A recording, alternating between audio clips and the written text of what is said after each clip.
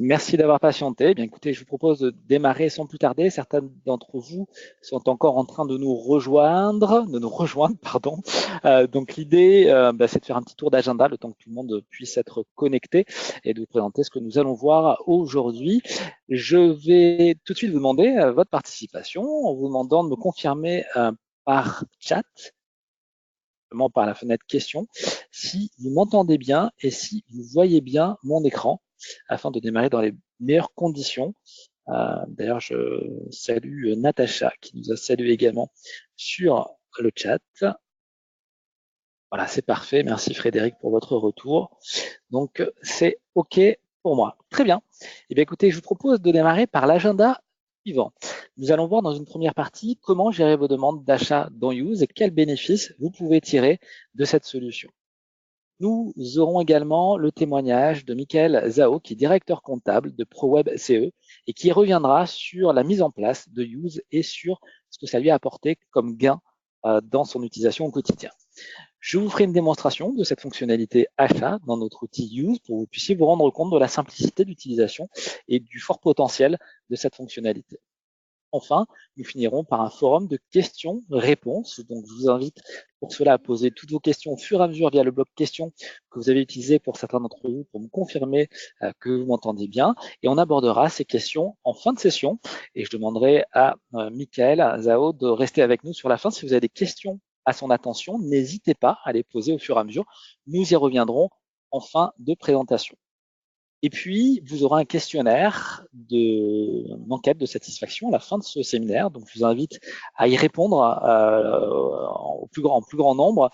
C'est important pour nous. Donc, si ce séminaire vous a plu, n'hésitez pas à mettre un 5 et à nous faire part de vos commentaires également sur éventuellement des questions que vous n'auriez pas pu poser. Encore, si vous souhaitez aller plus loin avec Use, à faire la demande. Nous vous recontacterons à l'issue de ce séminaire. Je propose de démarrer par une présentation de Use avant d'aborder les gains, de comprendre qui nous sommes. Eh bien, Use, c'est une société qui est née dans le cloud en 2010, qui est une société native cloud, qui a plus de 50% de croissance aujourd'hui par an. Donc, c'est un pari réussi d'avoir démocratisé la dématérialisation grâce au cloud qui ne nécessite pas d'installation matérielle. Hein. Tout se fait directement depuis nos serveurs. Et puis, aujourd'hui, c'est une solution qui se démocratise bien et qui fonctionne bien puisqu'on est aujourd'hui présent aux États-Unis avec des bureaux au Texas et également en Europe avec un marché anglais que l'on adresse, également un marché espagnol que l'on est en train de démarrer. Vous êtes aujourd'hui plus de 3000 clients utilisateurs à Use, 200 000 personnes connectées à l'application, plus de 30 pays sont représentés à travers les groupes internationaux, 100 000 entreprises sont utilisatrices de cette solution, puis 20 millions de documents par an qui sont traités. Ça vous montre évidemment que la solution fonctionne bien, sinon on ne serait pas à de tels niveaux de volume de traitement. Et je finirai par un point clé, hein, c'est que le traitement des documents, c'est vraiment notre cœur de métier, c'est notre focus. Pour ça, on réinvestit 25% de notre chiffre d'affaires en R&D. C'est l'un des plus gros réinvestissements en Europe sur ce secteur d'activité. Et puis, si on cumule les recherches de nos chercheurs en R&D, c'est plus de 1000 annéums et c'est plus de 100 publications scientifiques sur le domaine de l'intelligence artificielle et du machine learning. Ici, vous voyez quelques références clients, notamment des noms qui vous parleront certainement, comme Oscaro, comme Deezer, comme Spartoo, Gameloft, Five Guys, si vous êtes gourmand, KPMG, si vous êtes suivi par un CAC notamment, Wiko dans la téléphonie, etc. Au-delà des noms qui vous parlent et qui sont évidemment des noms qui sont relativement prestigieux et qu'on tient à faire partager, c'est que chacune de ces entités avait comme problématique de recentraliser l'information. C'est-à-dire qu'ils avaient des sites, enfin, ils sont toujours des sites éclatés, hein, ce qui ne favorise pas la collecte des documents, ce qui ne favorise pas la rapidité de validation des factures. Et l'outil Use leur a permis de pouvoir reconsolider l'ensemble des informations de manière à gagner du temps et de gagner en productivité. Et c'est tout l'enjeu en fait que vous propose Use et notamment que je vous propose de découvrir au travers des séminaires. Aujourd'hui, Use, c'est une solution qui est reconnue, qui est recommandée, qui est utilisée par l'écosystème financier mondial. Aujourd'hui, on a le plaisir de compter 9 grands cabinets sur 10 qui utilisent ou qui recommandent Use Business Edition, parmi eux BDO, KPMG, Mazars, PwC, RSM, Grant Thornton. Et puis on est également partenaire d'éditeurs comme Sage, comme Talentia, CJ, d'intégrateurs, Infor, de la DFCG, les compteurs de gestion France. On a une vraie légitimité en fait sur le domaine de l'activité financière. Et puis, on a reçu également des prix prestigieux comme notamment le CFO Tech Outlook, qui est une récompense, une distinction aux États-Unis qui récompense les solutions technologiques les plus innovantes.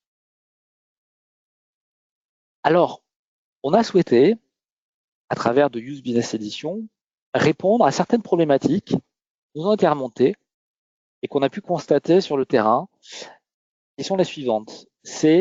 On parlait juste avant sur les références que j'ai citées, la complexité de traitement des documents, le fait de traiter de manière standard, manuelle, des documents, eh bien, c'est des délais qui vont aller de 22 à 35 jours pour traiter un document. C'est des coûts manuels également, issus de plusieurs études, qui estiment le coût de traitement d'un document de manière manuelle de 9 à 20 euros de coût de traitement par document et 3,25 € de frais d'archivage. C'est également le délai de traitement de ces factures, des coûts de retard en fait qui sont générés, des retards de paiement. Et pour 31% de ces documents, 31% de ces factures, eh bien, vont générer des pénalités de retard de paiement. Un manque de visibilité également, 3,5% des factures qui sont traitées sont en erreur de paiement. Souvent, c'est des doublons parce qu'on a reçu la facture par papier, on l'a traitée, on l'a même payée et on a reçu également par email la même facture, mais on ne s'est pas rendu compte qu'on l'avait déjà traitée ou une autre personne l'a traitée, mais tu n'as pas eu l'information et on se retrouve avec des pertes de trésorerie parce que on a payé plusieurs fois cette facture. Il va falloir courir ensuite après un avoir. Les tentatives de fraude, aujourd'hui également, 70% des entreprises se disent être sensibles ou avoir été, en tout cas, victimes de tentatives de fraude. Et aujourd'hui, un système comme Use va vous permettre de détecter, avant que la fraude ait lieu, la tentative. Donc une facture trafiquée, une facture avec un montant anormal, un RIB qui ne correspond pas à celui du fournisseur. Eh bien, tout cela va pouvoir vous être remonté. Vous allez pouvoir avoir des alertes qui vont vous permettre de prendre les dispositions nécessaires de ne pas payer une facture frauduleuse. Et puis enfin, c'est également de pouvoir se mettre en conformité avec la nouvelle réglementation. Il y a de nouveaux décrets qui sortent régulièrement, notamment celui de mars 2017 qui favorise la valeur probante. Il y a également la demande de pouvoir documenter les circuits de validation, de pouvoir réaliser une piste d'audit fiable. Tout ça, un outil comme Use qui va pouvoir eh bien, centraliser l'information et puis ensuite l'extraire et puis se mettre en conformité avec certains prérequis techniques, technologiques. Ça va pouvoir vous accompagner dans cette démarche. Aujourd'hui, Use, c'est une solution qui est à la fois simple, puissante et sûre. Elle est simple parce que vous allez pouvoir la paramétrer en quelques clics. Vous allez gagner en productivité avec des coûts de gestion réduits de 80% dès le démarrage, avec des délais également qui vont être réduits, une validation qui va se faire au clic. Donc, dès que le document est disponible, il est validable. Une traçabilité, vous allez gagner en visibilité sur l'ensemble de vos processus. Vous allez pouvoir détecter les fraudes, comme je vous l'indiquais, mais également sécuriser vos documents en les cryptant à travers une technologie qui va permettre d'utiliser une clé de cryptage et ainsi de faire transiter vos données de manière sécurisée sur le web. Et puis, vous ne prenez pas de risque parce que vous pouvez tester gratuitement et sans engagement la solution Use à travers un test de 15 jours sur lequel on vous accompagne. Vous allez pouvoir vous rendre compte de la simplicité d'utilisation et de la facilité de mise en œuvre et de la flexibilité également, puisque la solution va s'adapter à votre besoin. On parle aujourd'hui d'une solution all-in-one avec Use, c'est-à-dire qu'on va pouvoir robotiser toutes les étapes du processus qu'on appelle Purchase to Pay, depuis la demande d'achat jusqu'au paiement. Et on va voir d'ailleurs aujourd'hui particulièrement cette partie demande d'achat. Et si on résume cela à travers un schéma pour bien se rendre compte de ce que va vous apporter la solution d'un point de vue technologique, eh bien, elle va adresser plusieurs blocs. Elle va adresser la fonction des achats, en vous permettant de faire une demande d'achat dans l'outil, de créer cet achat, de faire valider dans un circuit de validation, vous pouvez paramétrer vous-même avec vos critères, de pouvoir générer un bon de commande, envoyer ce bon de commande au fournisseur depuis l'outil, gérer les réceptions, faire un rapprochement facture sur commande qui sera automatisé, pouvoir gérer des écarts, les envoyer vers un valideur en particulier suivant le type et la nature de l'achat, de pouvoir capturer également tous les flux sur quelques canaux se trouve le document, que ce soit un document papier que vous allez pouvoir scanner et envoyer directement dans l'outil, que ce soit par email, tout ce qui arrive par email est déversé automatiquement dans Use, que ce soit par flux EDI, que ce soit en prenant en photo par le smartphone, que ce soit à travers une Usebox, qui est un scanner autonome qui n'a pas besoin d'ordinateur pour fonctionner. Eh bien, Use va pouvoir adresser du type de document, papier numérique, tout format, par tous les canaux, et ainsi extraire automatiquement les données qui vont permettre d'automatiser la facture, qui peut être une facture de frais généraux, et ainsi mettre automatiquement les valeurs d'en-tête, nom du fournisseur, montant, date facture, numéro de commande et l'imputation comptable que vous avez indiqué à l'outil qu'il va reproduire automatiquement de manière naturelle sur les prochaines factures. Une fois que la facture a été automatisée, elle va partir dans un circuit de validation. Donc on peut avoir un circuit de validation pour les achats et avoir un circuit de validation également pour les frais généraux qui peut être identique ou qui peut être différent. Et vous allez pouvoir créer comme ça un circuit jusqu'à 9 niveaux basé sur plusieurs critères grâce au circuit de validation dynamique. Ça peut être fournisseur ou le type d'achat, ça peut être le montant, ça peut être le nom de l'organisation ou de l'établissement, ça peut être la personne qui en fait la demande, ça peut être telle analytique. Tout ça va pouvoir se cumuler, vous allez pouvoir créer vos propres règles et les faire évoluer si vous le souhaitez directement dans l'outil de manière graphique.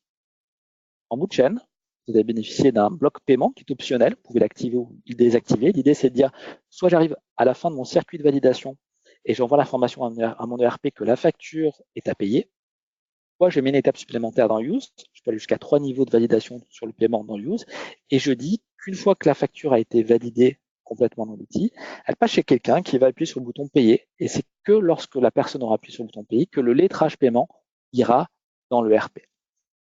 Use est compatible avec plus de 200 outils comptables et ERP du marché. Les connecteurs, les formats sont déjà disponibles dans Use. Il suffit de sélectionner votre outil dans Use et le format va être automatiquement celui qui est attendu par votre outil de comptabilité ou votre ERP.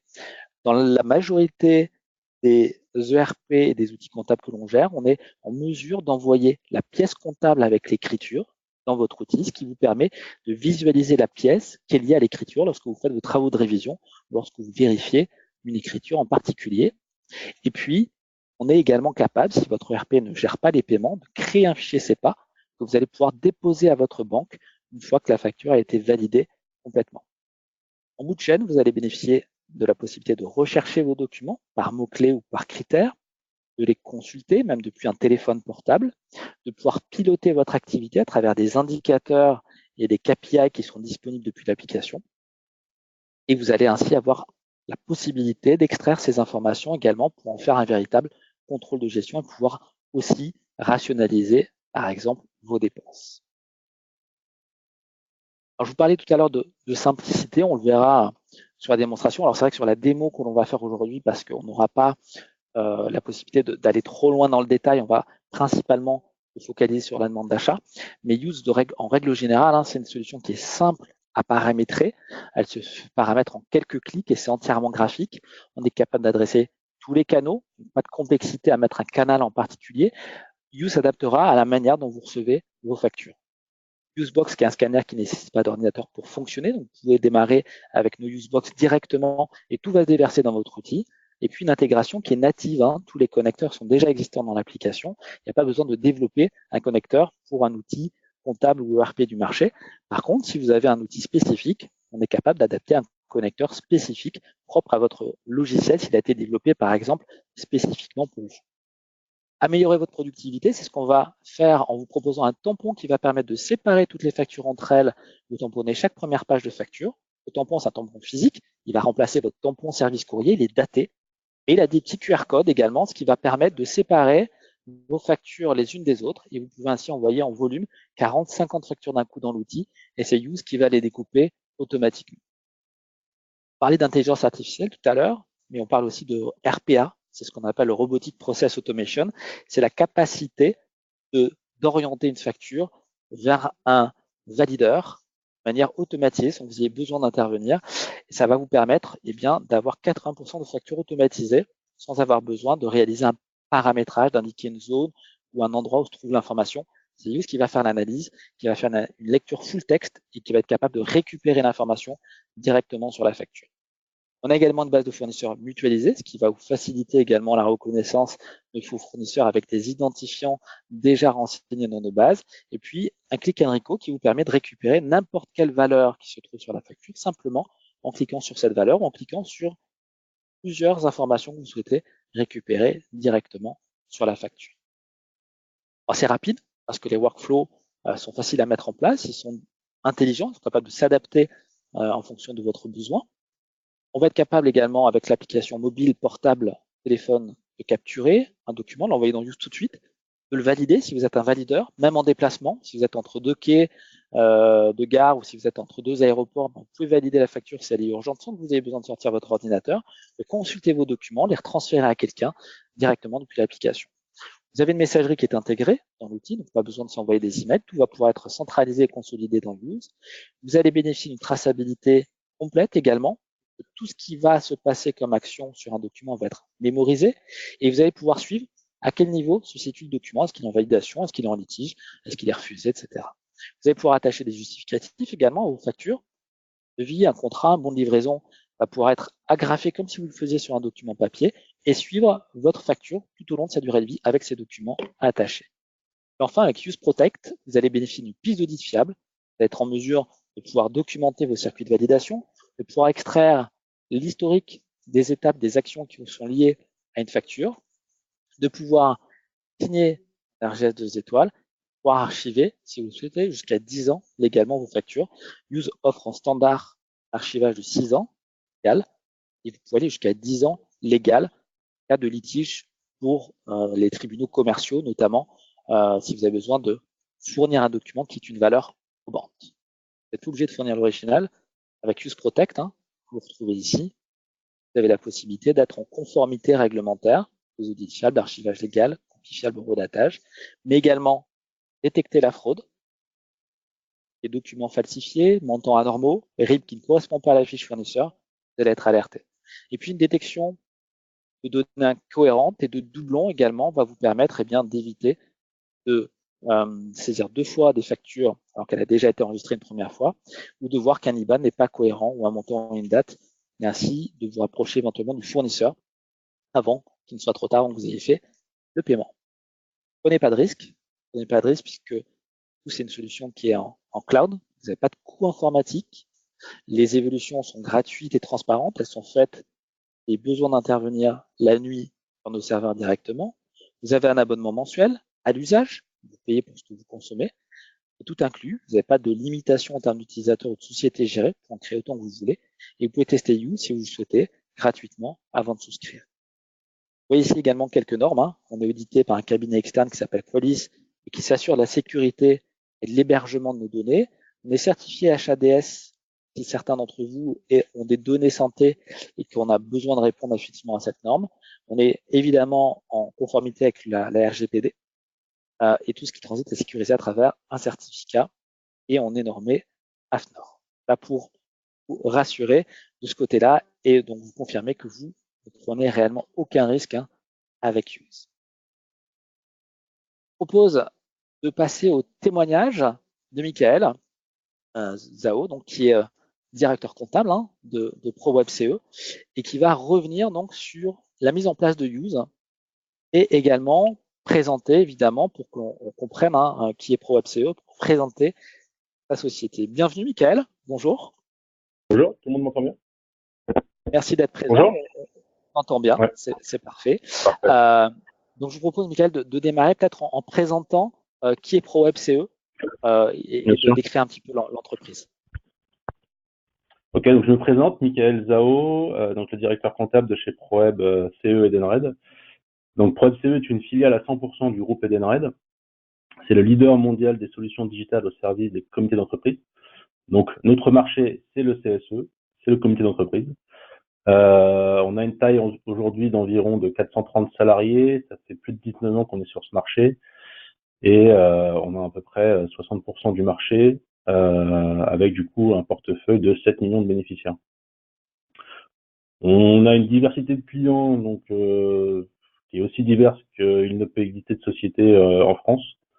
Donc agroalimentaire, banque, assurance, luxe, secteur public, beaucoup de secteur public, services, industrie, transport.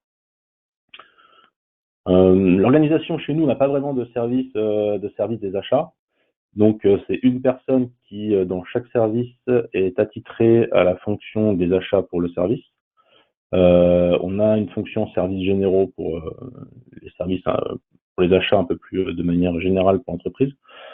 Donc, on peut dire qu'on a environ 10 personnes dans la société qui sont consacrées à gérer les achats pour toute la société. Voilà, donc nos missions, ce sont le partage des valeurs du comité d'entreprise. On aide du coup le CSE au quotidien au travers de notre plateforme de communication, de gestion des bénéficiaires et de comptabilité aussi.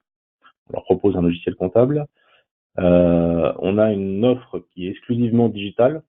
Enfin, on n'a pas que du digital, mais on pousse en tout cas à la digitalisation des CSE en leur offrant un accompagnement sur la création de leur site web, en leur proposant des applis mobiles pour pouvoir accéder à pour offrir à leurs bénéficiaires un CE en accès 24 heures sur 24. Et on propose aussi des chèques cadeaux digitaux directement utilisables sur le site de notre plateforme.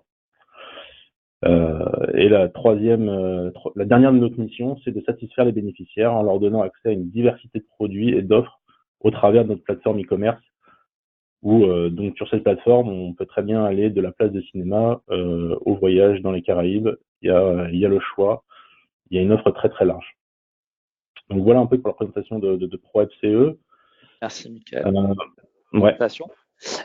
D'ailleurs, je suis moi-même allé sur ce site parce qu'on y avait accès. Et effectivement, je confirme qu'il y a pas mal de choses. Et c'est extrêmement intéressant. Donc voilà, c'est juste pour confirmer que l'offre est multiple. Ça va des places de ciné qui sont bien moins chères. Je crois qu'il y a des chèques cadeaux également pour certaines enseignes qu'on paye moins cher, des chèques type je crois KDO, ce genre de choses. Donc c'est extrêmement intéressant et ça touche beaucoup de monde.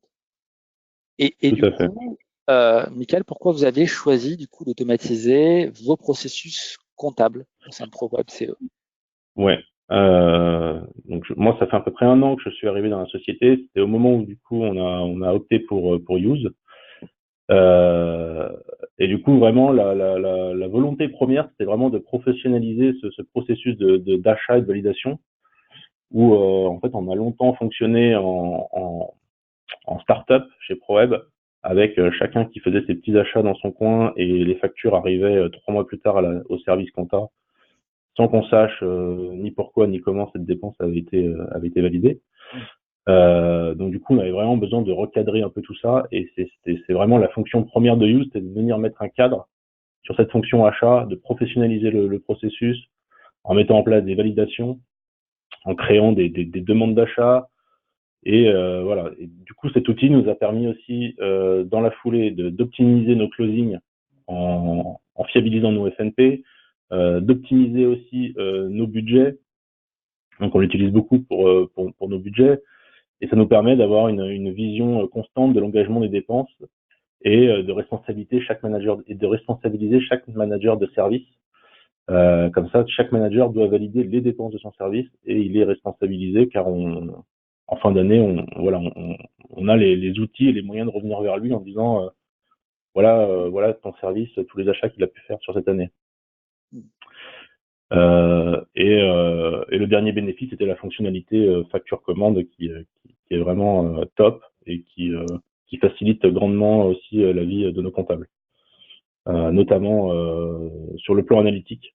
Car en analytique, qui est assez compliqué, et l'analytique est complètement validée au moment de la commande, ce qui fait qu'au moment du rapprochement facture-commande, l'analytique est déportée automatiquement sur la facture, et on a une plus grande fiabilité de nos codes analytiques grâce à Use aussi. Un gain de temps et puis une fiabilité qui ont été constatées. Exactement. Donc on avait eu vraiment un gain de temps, notamment sur le service compta, pour la comptabilisation des factures, et un service de qualité. Enfin, on a une comptabilité de bien meilleure qualité depuis qu'on a Use. Ça, c'est indéniable. Ça nous a aussi permis de complètement réduire le papier. Donc on a quasiment supprimé tout le papier aujourd'hui. Donc plus du tout de papier, plus du tout de coûts de stockage, parce qu'on a aussi opté pour le Use Protect, Donc maintenant, on bénéficie à 100% de l'avantage de l'archivage électronique qu'offre Use, avec la copie fiable et la piste d'audit. Donc ça aussi, c'est un gain qui est appréciable, et surtout des tâches qui sont pas forcément plaisantes pour les salariés, et ça leur va bien quand on leur supprime ce genre de tâches. Donc ils sont très satisfaits. Très bien. Voilà, donc comme je le disais, ouais, ça fait maintenant 1 an qu'on a mis Use en place chez ProWeb. Et voilà, sur 1 an, on a traité environ 4000 documents, sachant qu'on ne passe que nos frais généraux par Use, et pas encore l'ensemble de notre activité. Et que Use aussi nous accompagne dans notre changement de logiciel comptable, où du coup Use maintenant va venir se greffer à notre futur logiciel Oracle. Voilà, donc on est en pleine phase de migration sur cette partie-là aussi avec Use, et Use nous accompagne sur ce projet également. C'est intéressant ce que vous dites, parce que je parlais tout à l'heure de connecteurs en fait, hein, c'est-à-dire que Use dispose en natif de certains connecteurs, c'est JID, Oracle, donc il faut les réadapter, hein, un petit travail d'intégration évidemment à faire avec l'intégrateur de la solution, mais l'idée c'est que vous ne changez pas d'outil. Et c'est intéressant le point que souhaite Michael, c'est-à-dire qu'aujourd'hui vous avez l'habitude d'utiliser chez ProFCE Use d'une certaine manière, mais vous n'allez pas changer vos habitudes, c'est Use qui va s'adapter à votre nouvel environnement Oracle, et vous allez Exactement. continuer à fonctionner comme avant. Simplement, on va envoyer vers la nouvelle solution, vers le nouvel outil de production, un nouvel ERP qui va prendre en charge les écritures dans le format qui l'attend. Donc ça, c'est une excellente information, puisque on est complètement dans la flexibilité. Alors, il y a un mot qui est un peu galvaudé aujourd'hui, qu'on a entendu beaucoup et beaucoup, c'est l'agilité. Mais c'est vrai, malheureusement, on est bien obligé, enfin, malheureusement. Il faut bien faire le constat qu'effectivement, c'est une solution agile dans le sens où on va être capable de s'adapter. C'est pas à vous de vous adapter au changement, c'est l'outil qui va s'adapter au changement. Et ça, c'est important pour les utilisateurs métiers, notamment, qui ont l'habitude d'utiliser l'outil d'une certaine manière et qui ne changent pas leurs habitudes. Du coup, ça m'amène à vous poser la question des bénéfices que vous avez constatés. Alors, on en a évidemment en filigrane brossé quelques-uns, mais peut-être revenir sur la liste de manière exhaustive de ce que vous avez constaté en termes de gains. Oui, donc les bénéfices constatés, ils sont de toute façon, voilà, dans la description de ce qu'on cherchait à faire avec Use, c'est les bénéfices qu'on a réussi à avoir. Donc fiabilité et traçabilité de nos processus d'achat. Donc ça a été complètement validé. Une meilleure visibilité des engagements par les autres services et maîtrise des budgets. Donc ça, pareil, c'est une énorme avancée chez ProWeb, car on fonctionnait sur des fichiers partagés avant Excel, donc c'était pas vraiment l'idéal. Donc un gain de temps aussi. Donc on l'a constaté, un gain de temps notamment en service compta. Après, j'ai moins la vision sur les autres services, mais en tout cas sur le service compta, on a un vrai gain de temps. Et le rapprochement de validation automatique de nos factures sur les commandes est un vrai gage de fiabilité en termes d'utilisation de numéros de compte et de code analytique. Et oui, outil intuitif et efficacité immédiate constatée par nos collaborateurs du service comptable et des achats. Donc ça, c'est les points qui nous ont été remontés. C'est sûr que quand on change d'outil, il y a toujours une petite phase un peu d'adaptation qui est pas forcément évidente et qu'il faut préparer. On avait essayé de la préparer au mieux possible, mais donc au début ça freine un petit peu, mais très rapidement, tous nos collaborateurs nous ont dit que l'outil était top et que l'efficacité a parlé d'elle-même, quoi. Donc il a été adopté assez facilement.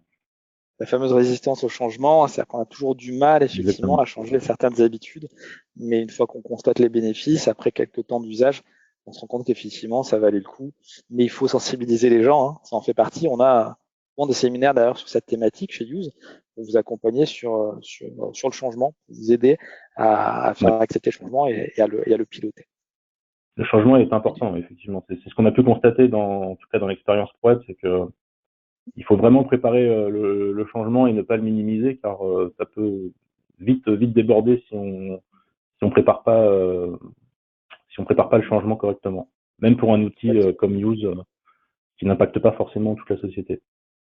Bien sûr, et c'est pour ça que, alors c'est bien aussi ce que vous dites, parce que chez Use, on a des équipes projet, des chefs de projet notamment, avec qui on met en place un circuit, un parcours, notamment des ateliers des ateliers pour bien optimiser vos circuits de validation, des ateliers pour former les utilisateurs, puis les sensibiliser également aux gains que ça va leur apporter.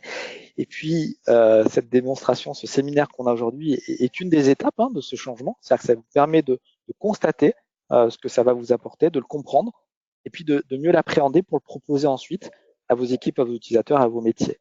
Il y a une dernier gain qui est intéressant. Je pense qu'il est dans l'air du temps.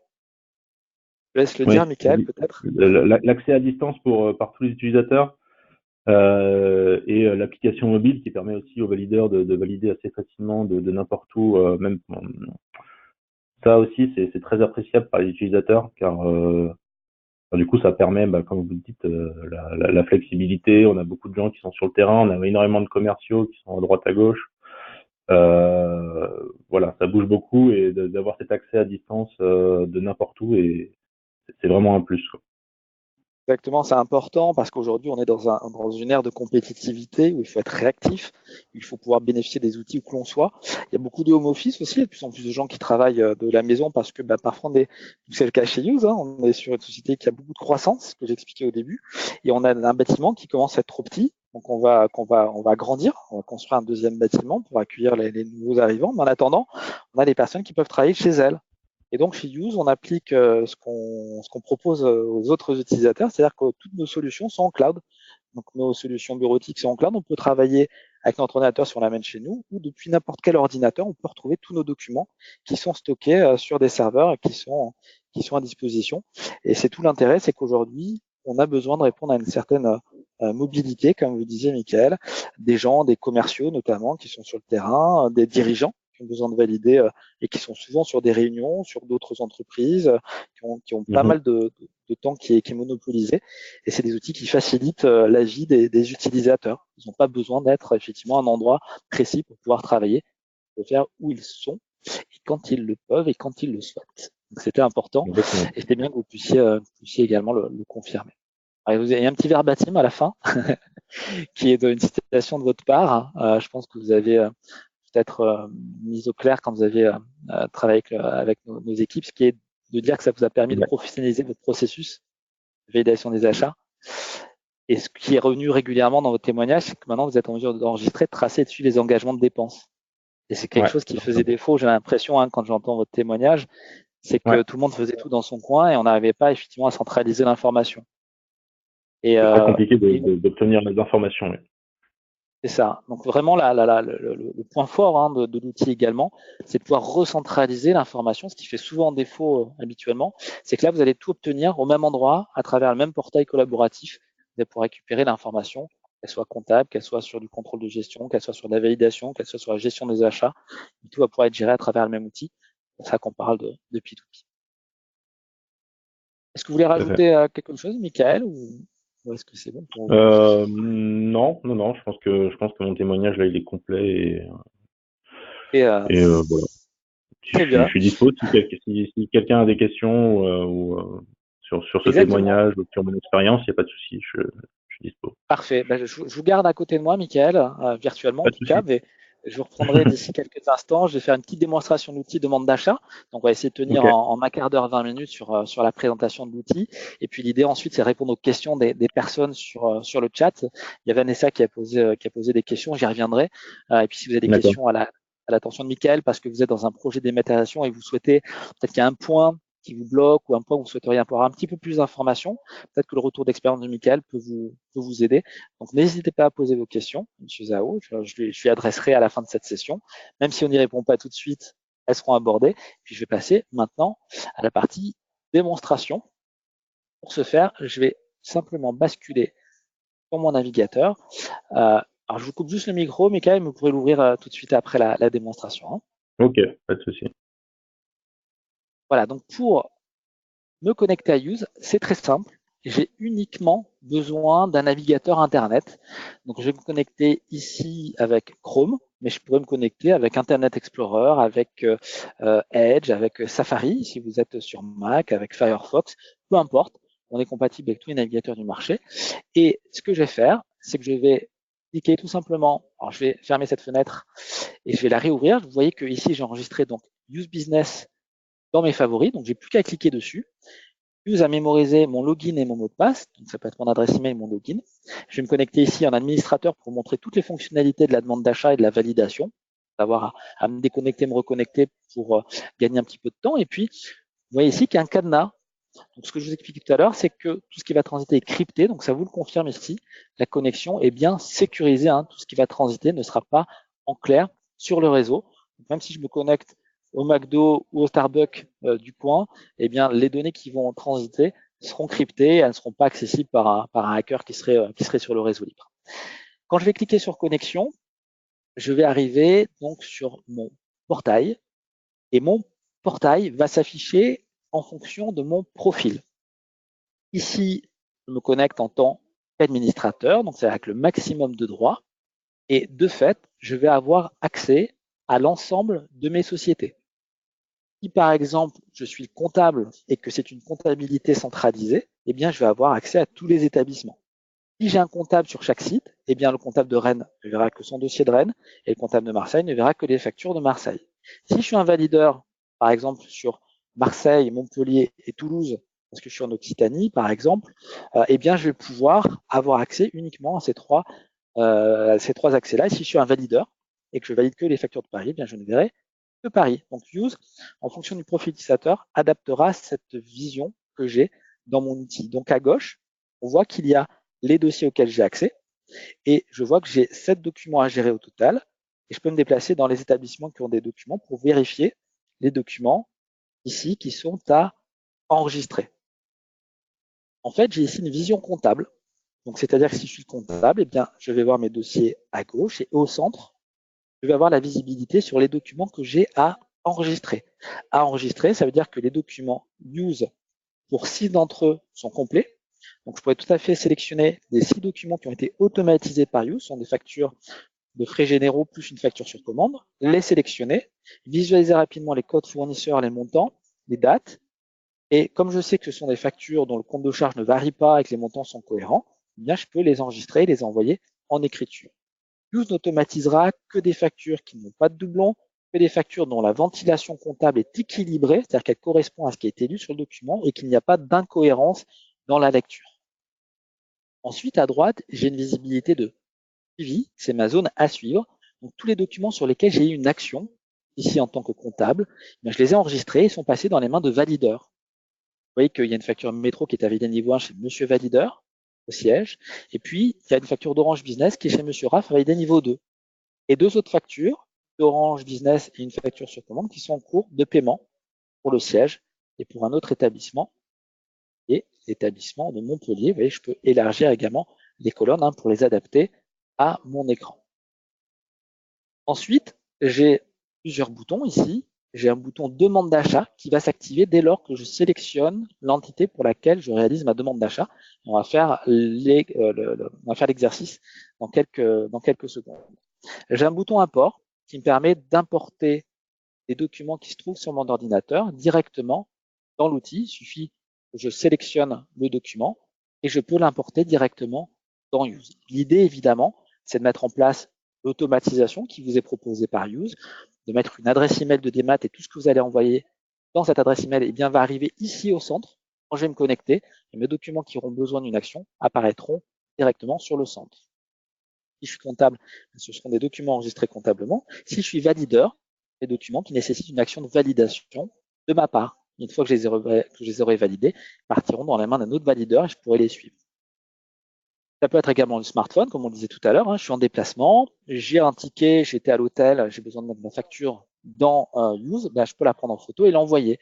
J'ai fait des achats pour rénover la vitrine parce que j'ai un commerce et puis je souhaite l'embellir. Je vais pouvoir prendre en photo la facture de mes achats et l'envoyer directement dans l'outil. J'ai un bouton paramétrage qui va me permettre de paramétrer Use à travers 10 onglets. C'est extrêmement graphique. Je vais vous montrer très rapidement juste pour que vous vous en rendiez compte, sans rentrer dans le détail. Mais vous avez un onglet utilisateur, par exemple, qui va vous permettre de créer vos comptes utilisateurs et par exemple de créer un compte valideur, vous voyez, qui aura accès, qui pourra avoir un manager. C'est pratique pour les circuits de validation, avec des rôles. Il a un rôle de consultation pour consulter les documents. Il peut en déposer avec service courrier. Il peut valider. Il est un niveau 4 dans la hiérarchie des valideurs. Et cette personne a accès au siège à l'établissement de Marseille. Et lorsque je crée un accès dans Use, en cliquant sur Nouveau, la personne reçoit ces éléments d'identification et a accès aux droits que je viens indiquer. Je peux même créer un accès fournisseur, par exemple Métro, et le fournisseur Métro pourra se connecter, déposer ses factures et suivre l'état d'avancement de ces factures pour savoir à quelle étape elles se trouvent sans avoir besoin de vous solliciter. Donc c'est vraiment très simple, c'est graphique. Vous pouvez les créer au fur et à mesure en cliquant sur Nouveau. Vous pouvez également envoyer un fichier contenant 200 utilisateurs d'un coup, si vous avez beaucoup d'utilisateurs, et on peut même s'interfacer avec votre SSO si vous le souhaitez. Vous pouvez gérer vos organisations en organisation et créer de nouvelles organisations, de nouveaux établissements quand ils apparaissent. Et puis surtout, le point que je voulais vous montrer, c'est l'onglet processus pour que vous compreniez pourquoi ma demande d'achat va agir de cette manière-là dans mon exemple. Je peux créer un circuit de validation pour les factures d'achat, des étapes d'enregistrement comptable, pour pouvoir l'envoyer vers une personne ou une autre en fonction du type de dépense ou en fonction de l'établissement, un circuit de validation que je peux aller amener jusqu'à 9 niveaux et des étapes de paiement qui peuvent aller de 0 à 3 niveaux. Ça, c'est pour les factures de frais généraux. Et je peux faire la même chose donc pour mes demandes d'achat. Je peux mettre en place des circuits de validation pour les DA, pour les demandes d'achat. Et je vais dire, par exemple, si c'est de l'informatique, j'ai créé une règle qui dit que si le centre de coût analytique est égal à informatique et que mes établissements sont Marseille, Lyon, Paris, le siège ou Toulouse, eh bien, ça va aller les invalideurs. Donc, ça va être le valideur ici informatique qui va être le responsable informatique, d'accord, pour tout achat d'informatique. Et si ça fait plus de 10 000 euros, eh bien, à ce moment-là, ça ne va pas faire une étape responsable informatique, ça va faire 2 étapes. Ça va faire responsable informatique, puis le responsable financier. Et j'inscris ici une valeur supplémentaire par rapport au centre de coût et la société qui est le montant hors taxe supérieur à 10 000. Et je peux rajouter plein de critères, comme ça, en cliquant sur plus. Vous voyez, ça peut être un autre analytique, ça peut être un compte de charge particulier, ça peut être un compte de charge qui est égal à quelque chose, qui est différent d'eux, qui est vide, qui est renseigné, includant, contient. Vous voyez, on peut créer plein d'opérateurs de ce type. Et donc, pour créer une route, c'est très simple, un circuit de validation, je clique sur plus route et je crée ma règle de validation, mon circuit, donne un nom et je rajoute mes critères avec le nombre de valideurs que je mets dans la boucle. Simplement. Et je peux faire pareil pour les factures sur commande, créer un circuit de validation une fois que la facture sur commande arrive. Par exemple, gérer un écart en disant que s'il y a un écart supérieur à 10% pour l'établissement de Lyon, par exemple, eh bien, ça va chez monsieur acheteur, les invalideurs. Je peux avoir un écart en pourcentage, je peux avoir un écart en valeur, je peux avoir un écart qui est lié à un fournisseur ou à un établissement qui va suivre tel circuit de validation. Tout est configurable ici et c'est entièrement graphique. C'est là où je veux en venir. C'est que vous n'avez pas besoin de nous solliciter pour créer votre circuit de validation. Vous pouvez le faire en toute autonomie dans l'outil. Vous pouvez les modifier dès que vous souhaitez en cliquant dessus, en modifiant les valeurs, les supprimer, les dupliquer. C'est vraiment extrêmement simple.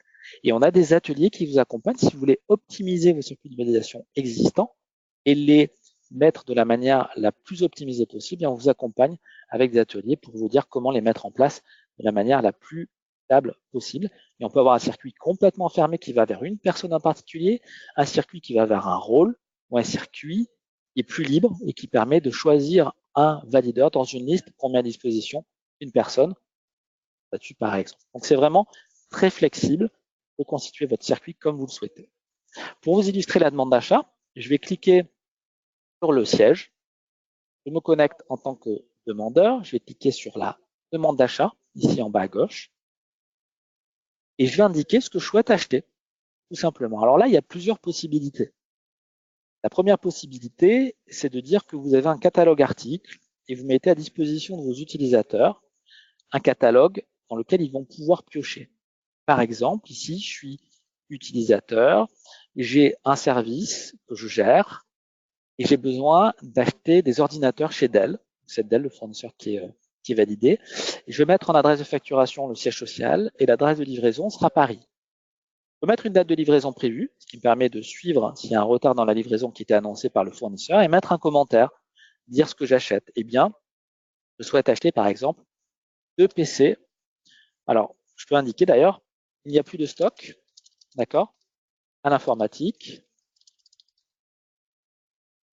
Et je vais marquer besoin de 2 PC pour commerciaux et 2 PC pour le service de communication. D'accord? Donc, je justifie ma demande, tout simplement. Et là, je vais rajouter les produits que je souhaite. Je vais cliquer sur le plus. Et je peux avoir soit accès au catalogue complet, soit je vais taper le début de ce que je souhaite commander. Je veux commander des 74-70. Taper 74. J'ai mes deux propositions en 74. Je vais prendre deux 74-70. Ils sont dédiés au service commercial, ils sont un peu moins puissants que les 74-90. Et comme dans mon catalogue article, les articles existent déjà, eh bien, ils m'indiquent déjà l'analytique commerciale. Ils peuvent m'indiquer un analytique budget. Pour ajouter un analytique particulier si je le souhaite. Et si je veux rajouter un centre de coût, je peux également. Je peux mémoriser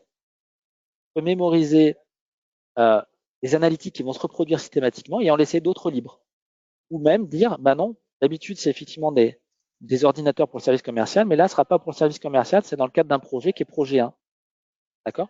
Donc, c'est modifiable. C'est présélectionné, mais je peux le modifier au besoin ou empêcher l'utilisateur de le modifier si je veux que ça reste figé. Là, j'ai toujours la maîtrise de ce que je souhaite proposer aux demandeurs. Ensuite, je vais commander deux 74-90 qui sont un peu plus puissants pour le service communication parce qu'ils font de l'infographie, ils ont besoin d'un peu plus de puissance. Et c'est pour ça que j'ai justifié dans la zone commentaire pourquoi il y avait deux PC d'une catégorie et deux de l'autre. Une fois que c'est fait, là, je vais pouvoir enregistrer ma demande et la passer à ce moment-là à la personne qui est dans le circuit de validation. Si je n'ai pas de catalogue article, je peux, si je souhaite, à ce moment-là, attacher des devis en cliquant sur Attacher. Je vais pouvoir récupérer dans Use, par exemple, des devis que j'ai importés. Alors, je vais prendre un document au hasard, qui est ici. J'ai juste pour montrer comment ça s'attache. Ça m'intéresse d'ailleurs. Et donc, mon document, je peux tout à fait l'attacher directement dans l'outil. Alors là, j'ai fait juste un petit clic de trop. Et quand je vais l'attacher, il apparaîtra ici comme document attaché. Alors, je vais réattacher pour vous montrer avec un vrai document. Je vais aller ici, toc, là, et ce que je vais faire, hop, ici, un DA, et je vais l'ajouter, et je vais l'attacher à ma demande d'achat. À ce moment-là, vous voyez maintenant, j'ai un petit onglet qui s'appelle Autre document. Et cet onglet Autre document, ce sera mon devis. Là, j'ai mis une facture juste pour illustrer, j'avais pas de devis. Mais l'idée, c'est que vous pouvez attacher un devis, vous pouvez attacher 3 devis. Si c'est le fournisseur qui doit faire l'acheteur, pardon, qui doit faire le choix de l'achat, je peux laisser l'acheteur faire. À ce moment-là, je laisserai le code fournisseur vide. Je pourrais toujours mettre l'adresse de facturation, l'adresse de livraison qui est souhaitée. Il me les faut rapidement, je peux indiquer à mon acheteur qu'il me les faut pour le 10. Je peux indiquer le commentaire. Besoin de 4 PC, 6 joints, 3 devis. Merci de faire le nécessaire. D'accord? Et là, ce que je peux faire, au lieu de mettre un code produit, je peux mettre tout simplement une désignation. PC commerciaux, par exemple, et il m'en faut 4. Je laisse le prix unitaire vide et c'est mon acheteur qui va le renseigner. Et je peux aussi ne mettre aucun devis et laisser l'acheteur faire tout de bout en bout. Si la consigne, c'est que c'est l'acheteur qui doit déclencher les demandes de devis, mais à ce moment-là, je n'attache pas de document et je laisse l'acheteur sélectionner le fournisseur qui sera retenu. Pour mon exemple, je vais quand même repartir sur la base de catalogue article pour plus facile à suivre. Donc, mes deux 74-70, avec le montant automatiquement. Mes deux 74-90. Ce qui est intéressant, c'est que j'ai le code produit fournisseur qui a été mémorisé. Quand je vais envoyer le bon de commande au fournisseur, il aura exactement ces références. Les comptes de charge vont être rajoutés automatiquement puisqu'ils ont été mis en face des articles également. Et je vais mettre donc plus de stock, 2 PC commerciaux et 2 pour le service com. Et j'enregistre. Quand je vais enregistrer ma demande, Use va vérifier le circuit de validation qui est demandé. Ça va partir chez Monsieur Manager. Je vais confirmer. Et à ce moment-là, si je reviens à l'écran principal, demande d'achat générée va se trouver à droite dans ma zone à suivre, parce que je n'ai plus d'action dessus. Et c'est mon manager ici, dans la zone demande d'achat à suivre, qui va valider ma demande d'achat. À ce moment-là, il y a deux possibilités. Soit mon manager reçoit une notification comme quoi il a une demande d'achat à valider, par mail de la part de Use. Il va cliquer sur le lien et il va arriver directement sur l'écran de validation ici.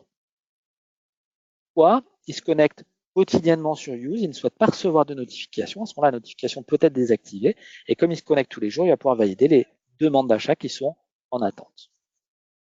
Lorsqu'il doit valider la demande, il arrive sur cet écran, le fournisseur qui a été sélectionné, qui a été demandé, 2 ordinateurs 7470, 2 7490. À ce moment-là, en tant que valideur, je peux refuser la demande, la valider, la transférer à quelqu'un ou la mettre en attente. Je pourrais très bien dire, j'ai besoin d'infos complémentaires et la mettre en attente. À ce moment-là, si je la mets en attente, hop, eh bien, elle va arriver dans ici les documents en attente. Je vais pouvoir suivre en tant que demandeur, eh bien, que ma demande, mon manager l'a mise en attente. Je n'ai pas besoin de lui faire un email, je n'ai pas besoin de l'appeler, j'ai tout de suite l'information. Si je rentre dedans, j'ai le commentaire, besoin d'infos complémentaires. Alors évidemment, en réalité, l'idée c'est de mettre plus de détails. Par exemple, bah, c'était pas au budget, c'était pas prévu. Eh bien, mon manager peut la refuser, c'était pas prévu. Il peut la mettre en litige en disant bah, que c'était pas planifié. Besoin d'attendre le renouvellement, par exemple, du budget. D'accord? Et à ce moment-là, si je confirme en tant que valideur le litige, eh bien, je vais avoir effectivement l'information comme quoi elle est en litige. Et lorsque je vais cliquer dessus, si les budgets se sont renouvelés, là, je vais pouvoir valider ma demande d'achat. Si ça aurait dû être adressé au responsable informatique, je peux transférer et le renvoyer, par exemple, au responsable informatique en lui demandant confirmation. Peux-tu confirmer? C'est pas de mon ressort, par exemple. D'accord? C'est pas figé, j'ai la main pour pouvoir le transférer à un responsable qui a le même niveau de validation que moi dans l'outil. On peut également le refuser et l'envoyer à l'étape précédente, le renvoyer au demandeur en lui disant de sélectionner des modèles moins chers. Merci de sélectionner des modèles moins chers. À ce moment-là, moi, en tant que demandeur, je vais recevoir à nouveau la demande d'achat. Je vais jusqu'au bout montrer ce que ça va générer. Je vais avoir à ce moment-là demande d'achat qui va être en litige en attente, qui va revenir entre mes mains. Et quand je vais cliquer dessus, en tant que demandeur, je vais avoir le message qui me demande de sélectionner des modèles moins chers. Pourquoi? Parce qu'en fait, au service communication, ce n'est pas des infographistes qui vont venir, c'est des gens qui ont des rôles d'assistance et qui vont aider mon service marketing à gérer des fichiers Excel. Pas de souci. À ce moment-là, je peux remettre deux autres 74-70. Je vais les prendre ici. Et je vais pouvoir sélectionner deux autres modèles. OK, j'ai pris deux autres 74-70. Et je vais pouvoir enregistrer. À ce moment-là, ça va partir dans les mains de Monsieur Manager. Si ma liste est ouverte, comme je vous le disais, si j'ai laissé la possibilité de choisir quelqu'un d'autre, je peux mettre par exemple le responsable informatique. Ça, c'est complètement paramétrable. Ça peut être fermé, comme je vous l'ai montré tout à l'heure, ou ouvert. Si je reviens à l'écran dedans, eh bien, le manager va recevoir à nouveau, alors le responsable informatique, pardon, dans ce cas-là, va recevoir à nouveau la demande d'achat. Tout le détail des commentaires vont être ici, donc ce qui va lui faciliter le travail de validation. Il n'a pas besoin de recontacter le manager ou de recontacter la personne qui a fait la demande d'achat. Il a tout l'historique ici dans les commentaires. Il peut avoir également un historique de tout ce qui s'est passé étape par étape cette facture. On voit qu'il y a eu une mise en attente, puis un refus, puis un autre refus avant d'arriver chez moi.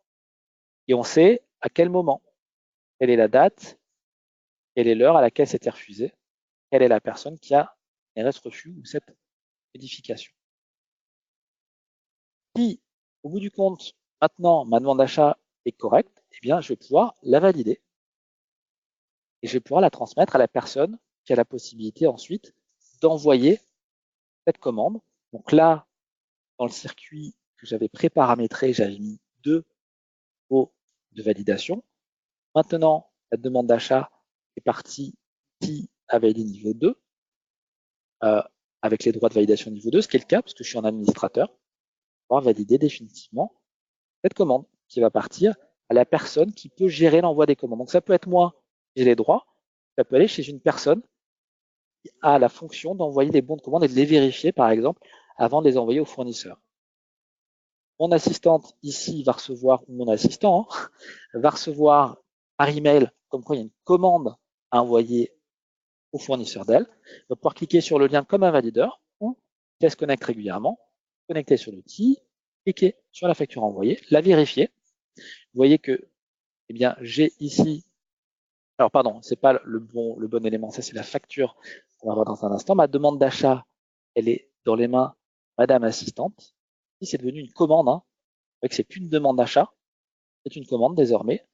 Et quand je vais cliquer sur la commande, vous voyez que Use a généré un bon de commande avec mon logo. Donc c'est évidemment ici Use, mais ce serait le logo de votre entreprise. Hein. Il y a un numéro de commande qui est généré automatiquement par l'outil, qui va permettre de faire le rapprochement. Ensuite, on va y venir. Et puis, j'ai le détail de ce que j'ai commandé. Alors, j'ai l'adresse facturation que j'ai choisie, l'adresse de livraison que j'ai choisie, l'adresse du fournisseur qui est contenue dans la fiche fournisseur, que j'ai commandé avec les codes articles, le montant total et qui l'a approuvé. On peut avoir bien entendu vos conditions d'achat qui seront reproduites et une signature, par exemple ici, qui est reproduite également. Et je vais pouvoir envoyer ce bon de commande au fournisseur directement depuis Use. Je n'ai pas besoin d'enregistrer par exemple cette facture, d'aller dans Outlook, de la joindre en pièce jointe, de retrouver l'email du fournisseur. Je clique simplement sur l'enveloppe ici et je vais pouvoir à ce moment-là choisir le fournisseur dans la liste de mon carnet d'adresses qui va se créer au fur et à mesure que je vais remplir les informations fournisseurs directement ici avec un texte déjà pré-rédigé, la pièce jointe, la commande. Je pourrais avoir en pièce jointe un devis si j'avais mis un devis dedans. Clique sur envoyer. Le bon de commande est bien envoyé et je vais pouvoir confirmer l'envoi. J'aurais pu le refuser également comme un valideur ou le transférer à une autre personne si je n'étais pas à même d'envoyer ce bon de commande au fournisseur. Je pourrais même dupliquer cette commande si je souhaitais recommander 4 autres PC pour les avoir en stock, par exemple, d'avance. Confirme l'envoi. Et à ce moment-là, je reviens sur l'écran total. Vous allez voir que cette commande, est maintenant statut à réceptionner, qui va me permettre, parce que je vais recevoir la marchandise, bien de dire j'ai bien reçu les deux 74,70 et peut-être que j'ai pas reçu les deux autres 74,70, donc j'ai splitté ma demande. Je vais pouvoir enregistrer et ma commande restera ouverte. J'ai enregistré juste ce que j'ai reçu. Ça veut dire que ma commande ici reste en statut à réceptionner. Si je clique dessus à nouveau, je vais pouvoir, par exemple, si je reçois les deux autres, indiquer que je les ai reçus avec la date de réception. J'aurais très bien pu, par exemple, les recevoir le 24 et les autres le 26, d'accord? Ou alors ne jamais les recevoir. C'est-à-dire que là, j'en ai reçu 0, mais il y a une avarie. Mais je vais pouvoir enregistrer, fermer la réception, avarie sur les deux autres 74,70 vu avec le transporteur. Je ferme la réception. Et à ce moment-là, je pourrais fermer la réception sur 2 uniquement, mettre en litige, par exemple, ensuite, lorsque je recevrai la facture sur commande, et gérer le litige avec le fournisseur. Ou alors, j'ai tout réceptionné, je vais cliquer sur tout réceptionner, c'est l'ensemble de ma commande, et je vais pouvoir fermer la réception. Donc, je peux fermer une réception de manière partielle, de manière complète. Une fois que ma commande a été réceptionnée complètement, eh bien, elle va disparaître des commandes. La commande est maintenant en attente de réception de facture sur commande. Et lorsque je vais recevoir ma facture sur commande de Bell, eh bien, ma facture va arriver dans Use automatiquement si j'ai mis en place l'adresse email de Demat. Quand je vais me connecter, je vais voir ma facture sur commande. Elle va être rapprochée de la commande que j'ai générée avec les lignes des articles que j'ai commandés. On voit qu'il y a 3 796 € sur la facture. Il y a bien 3 796 € d'achat. On retrouve le compte de charge qui avait été mis en place pour ces articles, puisque là, je suis à l'étape d'enregistrement comptable. Je revois l'analytique. Je peux voir le bon de livraison qui a été attaché. Donc, si le bon de livraison a été scanné, je peux l'attacher à ma facture sur commande. Je peux revoir la commande qui a été générée. Et je peux même rajouter également un autre document, comme une confirmation du fournisseur, par exemple, qui a une avarie sur l'achat, enfin sur la livraison, pardon. Si jamais je reçois une commande, enfin une facture, dont le numéro de commande ne correspond pas, d'accord, il y a une erreur, le numéro de commande qui a été mis par le fournisseur et son numéro de commande à lui en interne n'est pas celui que j'avais sur mon bon de commande, eh bien, je vais pouvoir faire une recherche ici pour les commandes ouvertes du fournisseur Dell. Et je vais pouvoir retrouver ma commande ici, qui n'était pas rapprochée, et je vais pouvoir la rapprocher de ma facture automatiquement. Bien évidemment, c'est dans l'idée où je n'ai pas mes lignes de commande précédentes, hein, donc j'avais rien de rapprocher. Et en sélectionnant, je vais pouvoir rapprocher. Et j'aurais pu également rapprocher une partie de la commande seulement. Par exemple, mon fournisseur a fait deux factures, une facture sur la première ligne de commande, il va m'envoyer une seconde facture sur la deuxième ligne de commande. Il ne l'a pas consolidé. Je peux rattacher la première ligne de commande sur la première facture. Et lorsque je recevrai la deuxième facture, assigner la deuxième ligne de commande à la deuxième facture. J'aurais pu refuser, comme tout à l'heure. J'aurais pu transférer à une autre personne pour la validation. Si ça me convient, je peux enregistrer comptablement la facture et l'envoyer directement à une personne. Soit un refus, soit c'est OK, j'enregistre. Si j'enregistre, ça part chez le valideur. Voilà pour la partie facture commande. Et vous allez voir donc que maintenant, je l'ai enregistré, ma facture sur commande est partie entre les mains, ici à valider niveau 1. Donc mon valideur niveau 1 pourra valider cette facture sur commande ou la refuser. On peut très bien dire à ce niveau-là, hein, dans le circuit de validation, si la facture sur commande correspond bien à ma commande, eh bien ça ne part pas chez un valideur. Ça, c'est pour répondre à Vanessa qui nous a posé la question, s'il y a un écart entre le bon de commande et la facture. Donc je peux très bien dire à Use, s'il n'y a pas d'écart, tu la valides, pas de circuit de validation. Et s'il y a un écart, ça part chez le valideur. Donc j'ai le valideur qui apparaît, et c'est le valideur qui va choisir de valider l'écart, de refuser l'écart.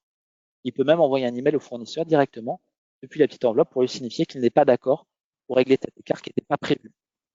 On accepte, on a une tolérance de 5%, par exemple. L'outil peut accepter 5% d'écart, et au-delà de 5%, ça part chez un valideur, ce que je vous avais montré tout à l'heure dans le circuit de validation. Juste pour vous montrer une facture de frais généraux, c'est un petit peu différent. Facture de frais généraux, bien, ça ne va pas marcher comme une facture sur commande, parce qu'il n'y a pas de commande. Bien, Use va lire le fournisseur, il va le reconnaître, il va reconnaître le SIRET du fournisseur, il va remettre le code fournisseur que je lui ai indiqué la première fois, toutes les valeurs en tête, montant hors taxe, TVA, montant TTC, la date de facture, et il va remettre le compte de charge que je lui ai indiqué la première fois, qu'il a mémorisé avec le taux de TVA associé, et il va s'assurer qu'il a bien ventilé l'intégralité de ce qu'il a lu sur la facture. Si c'est le cas, la facture sera complète. S'il y a une ligne d'écriture comptable qui n'existait pas au moment où j'ai créé mon automatisation, il me proposera à ce moment-là de la rajouter, ça ne partira pas en automatisation parce que la valeur ne sera pas cohérente. Donc, ils ne seront automatisés dans les factures de frais généraux que les factures qui sont correctement équilibrées.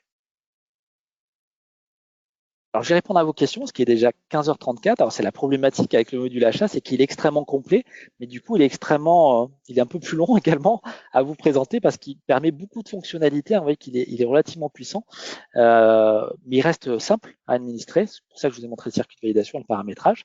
Mais du coup, j'ai besoin d'un petit peu plus de temps, effectivement, que d'habitude, et il est déjà 15h35. Donc, je vous propose de passer à l'étape suivante, qui est eh bien, les questions-réponses, et vous avez pas mal de questions que vous êtes en train de me poser donc sur le chat, et je vais y répondre tout de suite. Vanessa, vous me demandez s'il est possible de détruire les factures papier ou scanner. Alors, si vous avez Use Protect, que vous avez mis en place l'archivage légal disant et la signature RGS 2 étoiles, oui, votre document aura une valeur probante, une valeur de copie fiable, et vous pourrez présenter le document numérique à la place du document papier. Donc, vous ne serez plus obligé de fournir le document papier. Donc, vous pouvez choisir bien de les détruire ou de les conserver au cas où, on ne sait jamais. Avec l'administration, c'est peut-être bien des fois quand même de conserver le papier, mais vous ne serez pas obligé de le stocker ou de l'archiver d'une certaine manière. Vous pouvez le mettre dans un classeur de l'année 2019. Vous ne serez pas obligé de classer par mois, par fournisseur, etc. Juste au cas où, vous pouvez les garder quelques années pour voir comment évolue la réglementation. S'il n'y a pas de retour en arrière, on ne sait jamais. Mais en tous les cas, techniquement, si un auditeur ou un contrôleur vous demande le document pour en faire une vérification, le document que vous aurez stocké dans Use avec Use Protect aura la valeur du document original. Donc, vous n'aurez pas besoin de rechercher le document d'origine. Candice, vous me demandez d'avoir une notion des tarifs. Vous auriez voulu avoir une notion des tarifs. Vous êtes une petite société qui avez besoin de 2 accès, vous avez 1200 documents par an, et bien pour vous, 1200 documents par an, vous êtes sur la première formule de Use, qui est une formule de 100 documents par mois. Et 100 documents par mois, c'est 99 € par mois d'abonnement. Vous seriez sur 99 € pour 100 documents.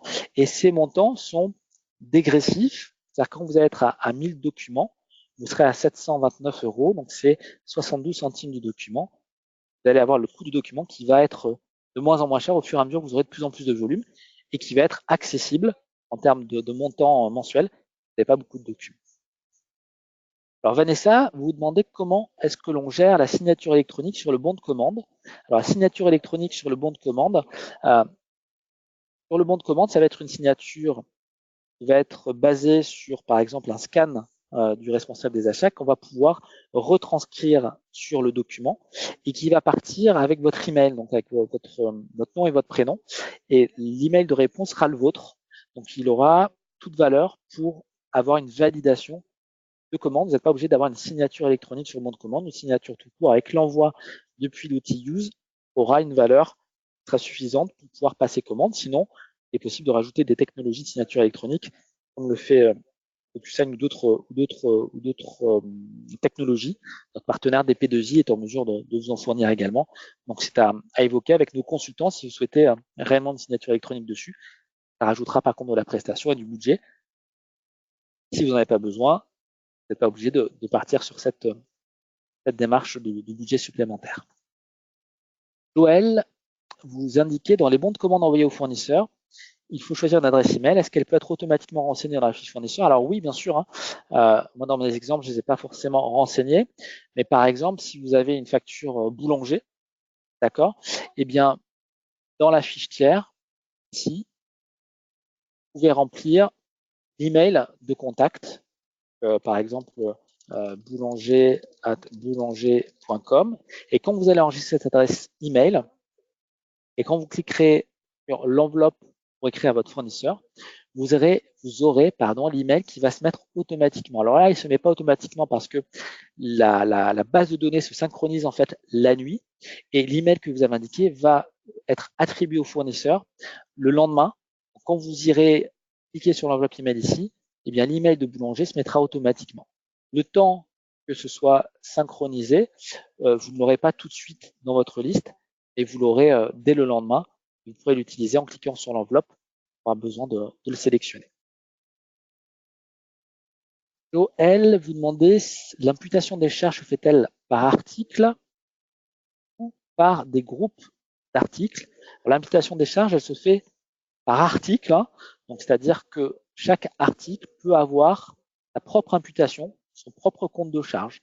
Après, vous pouvez mettre le même compte de charge sur tous les ordinateurs Latitude que je vous ai listé par exemple tout à l'heure. Vous n'êtes pas obligé d'avoir un compte de charge qui est différent. Et vous pouvez avoir un analytique qui est commun également, qui vous permet ensuite de rationaliser vos achats par analytique ou par compte. Christophe, vous demandez quel serait le mode opératoire pour l'achat via abonnement avec prélèvement mensuel. Bien, c'est très simple. À ce moment-là, vous allez créer une demande d'achat avec vos 12 prélèvements mensuels, par exemple janvier, février, mars, avril, mai, etc. Et ne va être rapproché à ce moment-là que la ligne correspondant au mois de votre abonnement. Et on va pouvoir comme ça décrémenter au fur et à mesure vos prélèvements mensuels de vos abonnements. Joël, pour répondre à votre question, Use peut-il gérer des contrats d'abonnement? Donc oui, on peut même aller au-delà. On peut intégrer dans Use d'autres choses que des factures. Donc on peut envoyer par exemple ces contrats d'abonnement et ensuite on peut créer ce qu'on appelle des classeurs dynamiques.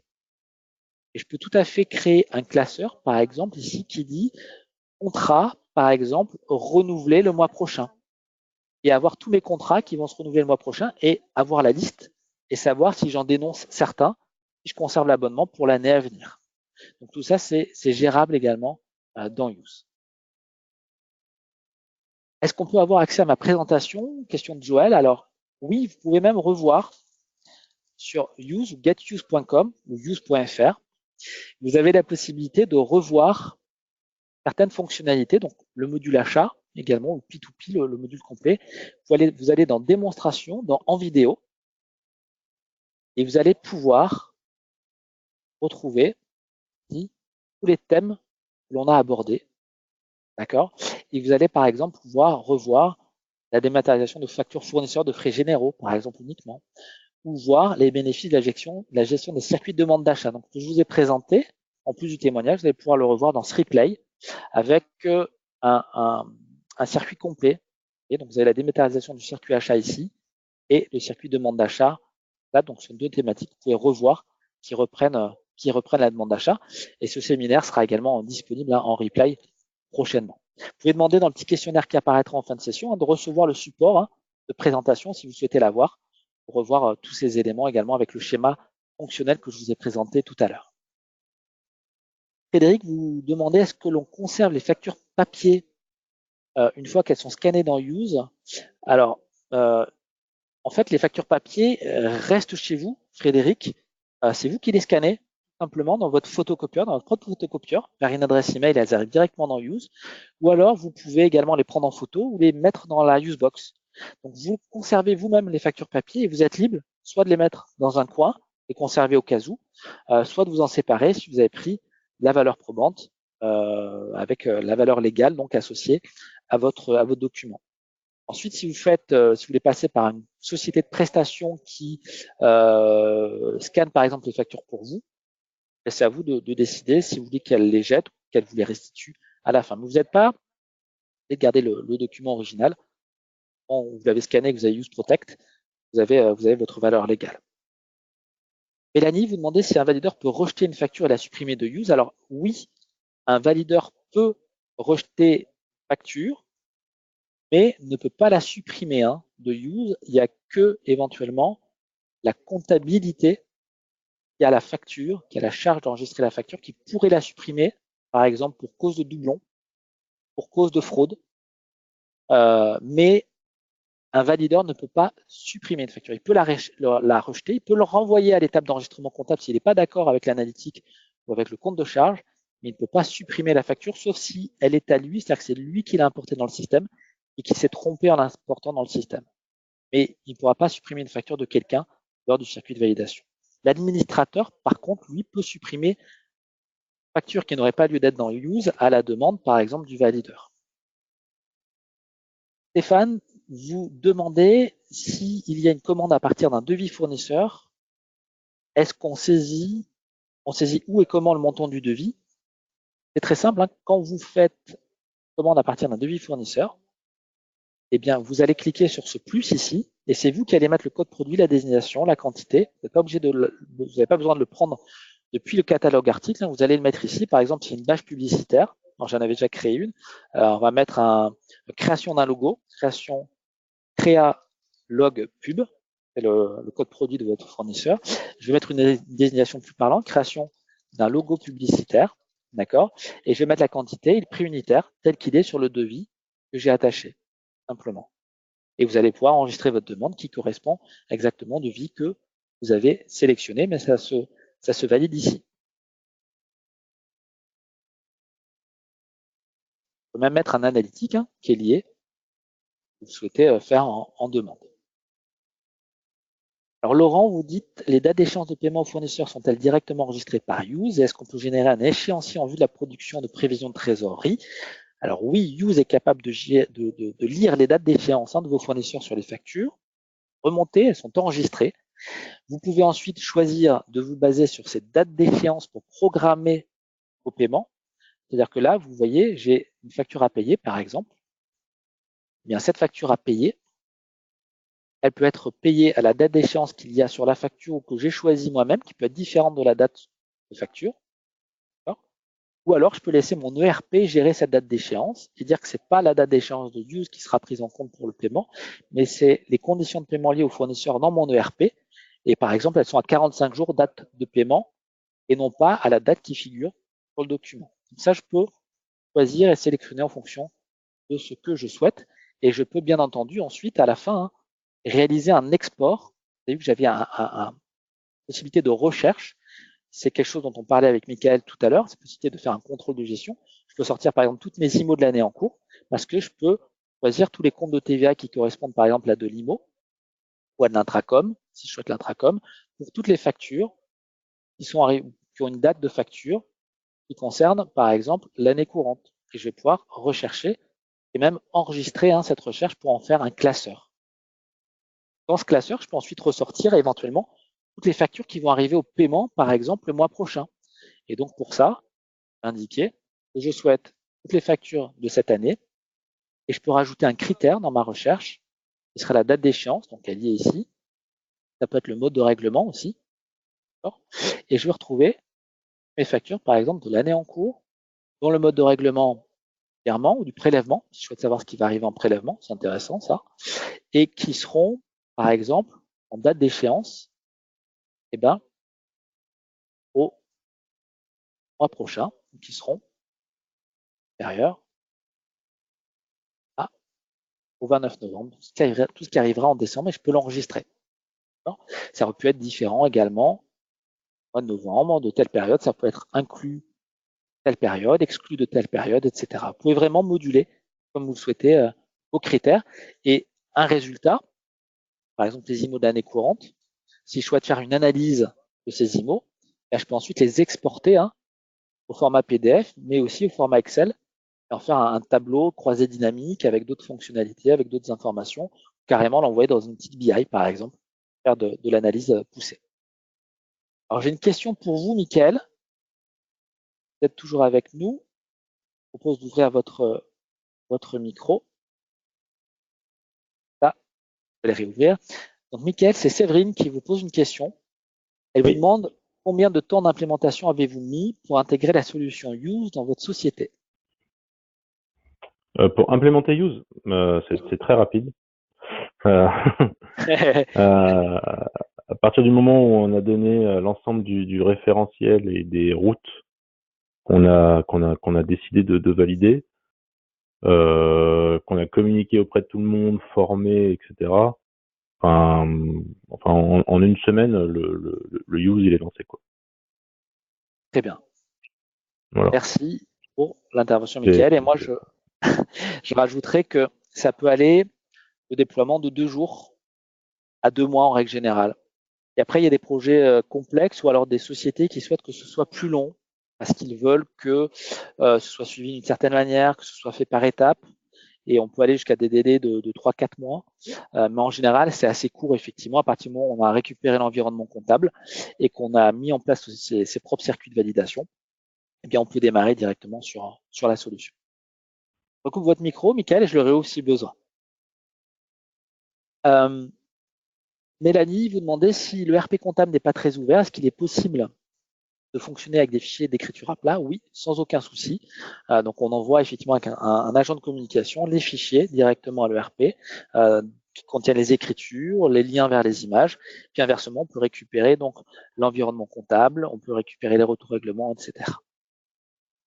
Stéphane, vous me dites, nous sommes 8 sociétés, chacun aura bien sa propre en-tête dans le document de commande. Oui, tout à fait, vous pourrez avoir votre propre logo, votre propre en-tête avec vos propres conditions d'achat. En fait, ça se paramètre directement dans Use.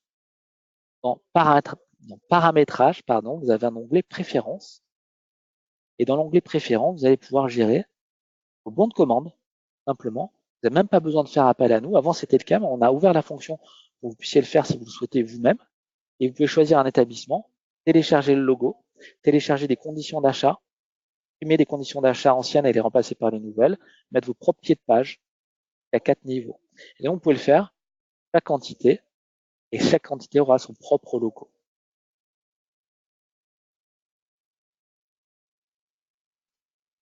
Alors, je vais prendre encore quelques questions et je vais être obligé effectivement de finaliser ensuite ce séminaire, mais c'est bien que ça ait généré autant de questions. Christophe, vous dites comment sont gérés les budgets de fin d'année et de début d'année prochaine? Est-ce qu'on peut créer une demande d'achat en fin 2019 et faire référence au budget de 2020, par exemple? Alors, si vous avez un outil de budget, de gestion des budgets qui est externalisé, vous avez votre propre outil de gestion des budgets et vous envoyez tous les engagements qui ont été faits dans Use, vous les exportez vers votre outil. C'est faisable, un outil de budget. À ce moment-là, avec un code, vous allez pouvoir dire que ça fait partie du budget 2020. Aucun souci. Use, en standard, n'intègre pas de gestion de la fonction budget. On est capable, par contre, de faire du reporting, de vous sortir tous les engagements par rapport à un budget que vous nous avez communiqué et où vous vous trouvez sur ce budget.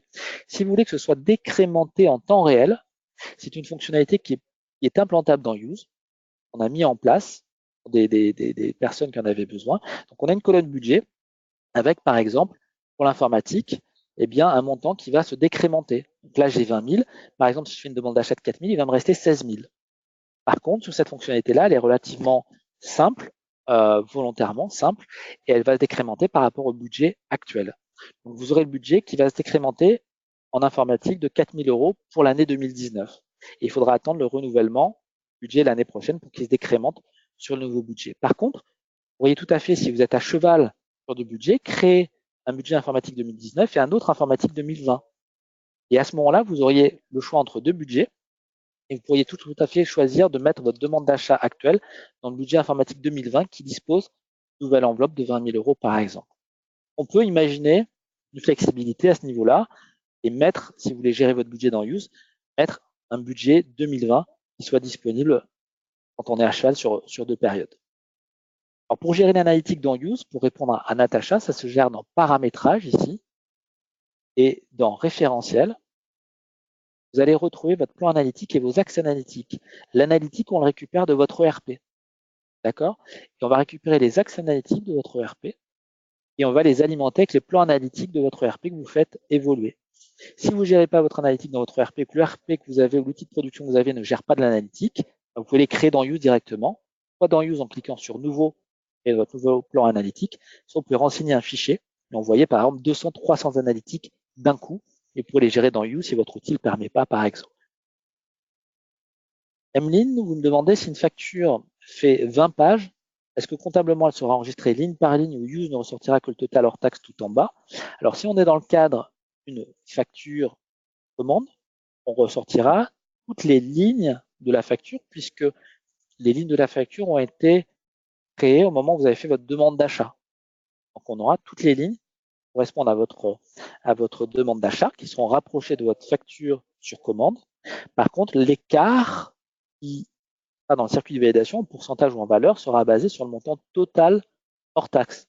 Donc, il faudra qu'il y ait un écart de 5% sur la valeur totale de votre facture et non pas sur une ligne d'article en particulier. Et on est capable de traiter l'ensemble de la commande qui correspond à vos 20 pages de facture. Stéphane Gaudy, je vous demandais s'il faut obligatoirement un code article. Non, vous n'êtes pas obligé de le renseigner. C'est juste pour votre fournisseur s'il utilise un code article pour que ce soit plus simple pour lui. Vanessa, vous demandez pas un contrôle budgétaire. Peut-on faire un contrôle budgétaire avant de valider une commande? Donc c'est la fonction que je montrais tout à l'heure. Vous avez une colonne budget avec un montant qui va se décrémenter au fur et à mesure. Vous demandez l'activation de la fonction de budget quand vous souscrivez à Use. Et si vous arrivez à 0, Use soit va bloquer la personne qui fait la demande d'achat en lui disant attention, il n'y a plus de budget, vous ne pouvez plus faire de demande, soit vous laissez ouverte la possibilité de faire une demande d'achat malgré le budget qui est dépassé, mais à ce moment-là, le message aura un message d'avertissement au demandeur qui dira attention, vous dépassez le budget, il est possible que votre commande soit refusée. Et la personne qui va valider dans le circuit de validation pourra accepter ou pas de dépasser le budget. Joël, est-ce que Use est capable de gérer son 40 sociétés? Tout à fait. On travaille aussi avec des cabinets comptables sur une autre version qui s'appelle Use Expert Edition. Certains de nos cabinets ont 400, 500, 2000, 2500 dossiers comptables. En général, on limite à autour de 400 sociétés pour que ça reste réactif dans la base de données. Donc 140 sociétés, c'est aucun souci pour ça. Laurent Broum, vous demandez, est-ce qu'on peut gérer un état des FNP pour des commandes réceptionnées? Oui, tout à fait. Vous pouvez tout à fait sortir toutes vos FNP. En fait, dans Use, vous avez un critère, tout simplement, et le critère facture à recevoir. Et donc, si vous le validez, vous pouvez dire, je recherche, par exemple, donc j'efface ce que j'avais mis avant, je recherche toutes les commandes dont les factures sont à recevoir.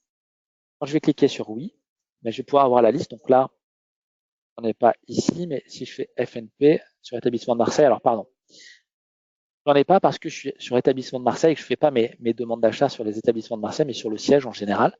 Donc là, si je mets bien sur l'ensemble de mes sociétés la recherche et je fais facture à recevoir oui, je vais avoir toutes mes commandes ouvertes qui n'ont pas reçu de facture. Tout ce qui n'a pas reçu de facture. Donc j'ai également mes documents. Donc ce qui m'intéresse, moi, évidemment, c'est celles qui sont de documents commande, par exemple, en facture à recevoir. Là, je vais avoir effectivement toutes mes FNP, toutes mes commandes par suite de facture. Je peux les exporter au fichier Excel ou au fichier PDF pour les pointer, soit également je peux les envoyer, je peux générer un fichier d'écriture basé sur les FNP si je souhaite les provisionner dans mon outil par exemple. Est-ce que je peux visualiser par analytique mes factures reçues, Natacha? Donc pareil, hein, également on peut visualiser ici par analytique. Hein, donc si j'efface critères, je peux dire je recherche toutes les factures dont l'analytique par exemple G est égal à informatique. D'accord? Et si je lance la recherche, eh bien je vais retrouver mes documents qui contiennent ce mot-clé analytique informatique.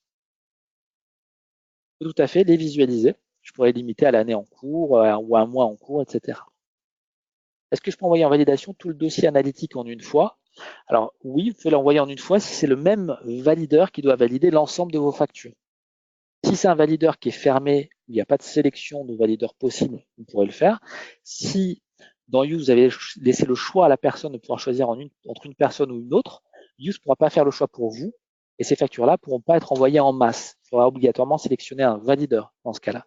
Mais si un valideur prédéfini et un unique valideur, bon là, ce sera possible de les envoyer en une fois. Est-ce que Use est capable de générer des bons de commande de plus de 200 lignes? Oui, aucun souci. Est-ce que, question de Stéphane, alors vous me dites que vous voyez que j'ai Teams. Ah, vous avez vu que j'avais Teams. Effectivement, j'ai Teams. Ça a dû transparaître quelque part par ici. Est-ce qu'il y a des connecteurs avec Office 365? Alors oui, on a des connecteurs avec plein d'outils pour effectivement s'interfacer avec Office 365. Alors il faut voir pourquoi faire et sur quel outil en particulier, mais on peut en discuter après cette présentation avec plaisir, Stéphane. Je vous propose de terminer là-dessus. Je vous rappelle qu'il y aura un petit questionnaire qui va s'ouvrir quand vous allez fermer votre fenêtre. Je vous remercie, s'il vous plaît, si vous pouvez me la retourner. N'hésitez pas à mettre un 5 et à mettre très bien si vous avez été satisfait de cette présentation. C'est important pour moi. À nous laisser vos commentaires, à demander à être rappelé ou à recevoir un devis si vous le souhaitez, pour les personnes qui cherchaient à avoir une notion tarifaire ou à faire un test si vous souhaitez tester l'outil avant de vous engager. Nous restons bien entendu à votre disposition. Merci, Mickaël, pour votre témoignage, pour répondu à la question de Séverine. Je vous souhaite une excellente fin de journée et à très bientôt. Et à bientôt avec You, j'espère. Très bonne fin de journée à tous. Au revoir.